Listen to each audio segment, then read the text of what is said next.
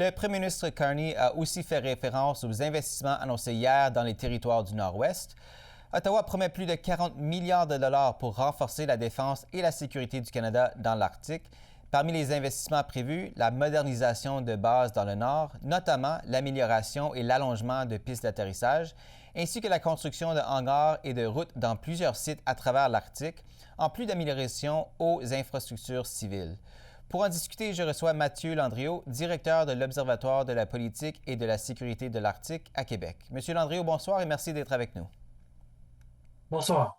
Alors, le premier ministre Carney affirme que ces investissements, ils s'inscrivent dans l'engagement du gouvernement fédéral de revoir en profondeur la stratégie de défense du Canada. Il parle d'un véritable changement stratégique dans la façon dont Ottawa perçoit aujourd'hui l'importance de l'Arctique. Est-ce que vous êtes du même avis? Je pense que ce sont des annonces vraiment significatives. Oui, on peut parler de changement d'approche, puis je dirais pas seulement d'un point de vue de défense, mais d'un point de vue de comment on perçoit le Nord canadien, l'Arctique canadien. Hein. Bien souvent, de telles sommes qui sont quand même assez colossales, ben, on était pris un peu dans une approche de dépenses un peu per capita, de dire, ben, est-ce qu'on va dépenser autant en se disant que ben, la concentration démographique elle est relativement faible dans ces territoires-là. Donc, est-ce qu'on ne devrait pas investir ailleurs au pays où il y a plus de gens, un peu où ça. Bon. euh, mais les sommes qui ont été annoncées là, hier sont vraiment significatives parce qu'on sort de cette approche-là pour aller vers une approche, comme le prince Carney l'a dit, de nation building. Donc, peu importe si la concentration démographique est faible, ben, il faut investir dans la défense, mais aussi il a été beaucoup par question d'infrastructure dans l'Arctique canadien. Donc, défense, mais aussi développement économique, développement social, réapprovisionnement des communautés. Tout ça est interrelié. C'est ce qui avait été présenté lors des annonces aussi. Oui, donc des sommes colossales. Ottawa parle de construire ou de moderniser des aérodromes, des hangars, des dépôts, des logements. Vous avez évoqué les autres projets d'infrastructure. Concrètement, qu'est-ce que ces investissements vont changer sur le terrain, notamment en ce qui a trait à la capacité de vraiment surveiller et de renforcer la souveraineté canadienne dans la région? Ben, je pense que, premièrement, c'est une présence 365 jours qui a été changée dès que M. Carney est arrivé au pouvoir, de dire, ben, on ne va pas être seulement déployé une fois par an ou deux fois par an dans des exercices militaires ponctuels, mais qu'on va avoir une présence sur le terrain à l'année, donc une capacité de surveiller et d'intervenir à l'année, qui change déjà la donne. Ce qui a été annoncé hier, ce qui ressort, à mon avis, c'est aussi la création de quatre plus petits hubs, si on veut. Euh, je pense qu'on les appelait différents de hubs, mais des plus petits nodules, disons, dans l'architecture militaire canadienne pour avoir la présence de militaires ou d'équipements des forces armées canadiennes. Donc, par exemple, dans des communautés plus petites comme Rankin Inlet ou Cambridge Bay, qui ne seront pas des aussi gros centres d'équipement des forces armées canadiennes, par exemple, qu'ailleurs à Goose Bay ou à Yellowknife ou à Inuvik, mais qui vont être quand même dans les communautés. Et ça, comme ça a été présenté par le premier ministre, ben, ça va permettre dans ces plus petites communautés-là aussi, en créant ces capacités des forces armées canadiennes, ben, il va falloir aussi construire des centres de traitement des eaux, des meilleures connectivités Internet, dont il va avoir une fonction duale, si on veut. Euh, oui, une fonction militaire pour aider au déploiement des forces armées, mais par ricochet, ben, il va falloir améliorer ces infrastructures-là aussi pour l'ensemble de la communauté, donc des besoins plus civils.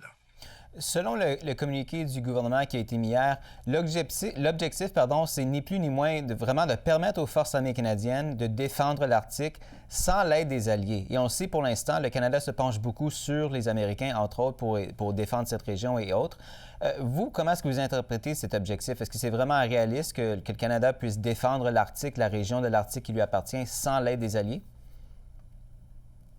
Ben, je pense que c'est possible jusqu'à une certaine mesure. Je pense que l'aspect le plus difficile, évidemment, ça va être l'aspect aérien. Donc, on est dans une coopération binationale, évidemment, avec le NORAD, avec les États-Unis. Je pense que l'amélioration de deux pistes d'atterrissage, là, dont une à Inuvik, va dans ce sens.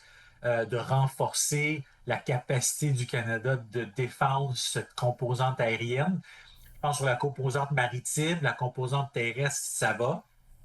La composante aérienne, elle est plus difficile côté indépendance. Euh, je pense que d'un point de vue canadien, qui a été annoncé par le premier ministre, c'est aussi de se dire, ben, il ne l'a pas mentionné textuellement, mais il est présent en ce moment en Norvège, puis on le voit bien, les alliés de l'OTAN vont toujours faire partie du calcul canadien pour défendre le territoire de l'OTAN, mais Prince Carney parlait de la frontière nord-ouest de l'OTAN, donc qui serait l'Arctique nord-américain, qui serait en partie l'Arctique canadien. Donc je pense que ça n'exclut pas non plus d'avoir des alliés qui pourraient travailler avec nous, mais évidemment qu'on aurait les capacités pour le faire nous-mêmes et que la présidence d'alliés ne serait qu'un renforcement, hein, donc ne serait un peu que la cerise sur le sundae qu'on ajouterait à cette présence-là, mais que le Canada pourrait le faire très bien lui-même. Évidemment, côté aérien, ça va dépendre beaucoup de quel type d'avion de chasse aussi on achète pour couvrir l'immensité de l'Arctique canadien. Et ça, ben, on va avoir des nouvelles. On n'aura pas des nouvelles tout de suite là, sur le résultat de cette enquête. Une grande partie de ces sommes s'inscrivent dans la modernisation du NORAD qui avait été annoncée en 2022. Est-ce qu'on assiste simplement à une accélération de ce plan ou est-ce que c'est vraiment plutôt un changement d'échelle qui peut-être s'impose par le contexte stratégique qui est évidemment beaucoup plus instable et menaçant aujourd'hui qu'il était en 2022? Ben, c'est peut-être une accélération. On le voit, évidemment, je pense que la crise du Groenland a aussi frappé les esprits. Ça ne veut pas dire que ces annonces-là ou ces investissements-là n'auraient pas été annoncés sans cette crise, mais je pense que ça justifie bien ces annonces euh, que de dire que la menace est plus importante maintenant. Elle vient d'une place qu'on n'attendait pas vraiment, laquelle était un peu insoupçonnée il y a même 2 ans, 1 an et demi, 2 ans, que sont les États-Unis. Je pense que dans les annonces d'hier, par contre, il n'y a pas eu beaucoup sur comment on allait moderniser le système d'alerte de radar du Nord qui doit être modernisé là, dans la fin des années 2020, début 2030. Il n'y a pas eu beaucoup de développement sur la question. La plupart des annonces hier, ça a été sur des routes, bon, des bases des forces armées canadiennes, des hubs, là, des centres de logistique, mais très peu sur est-ce qu'il va y avoir d'autres emplacements pour ces stations radar, comment on va les moderniser avec l'équipement. C'était un peu hors de, du regard de ce qui était présenté hier.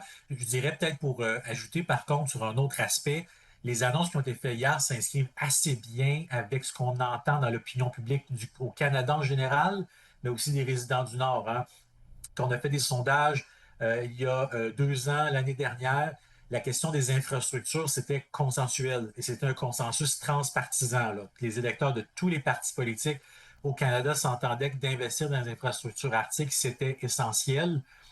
On a interrogé les résidents du Nord l'année dernière à savoir s'ils étaient pour des investissements militaires, davantage d'investissements militaires.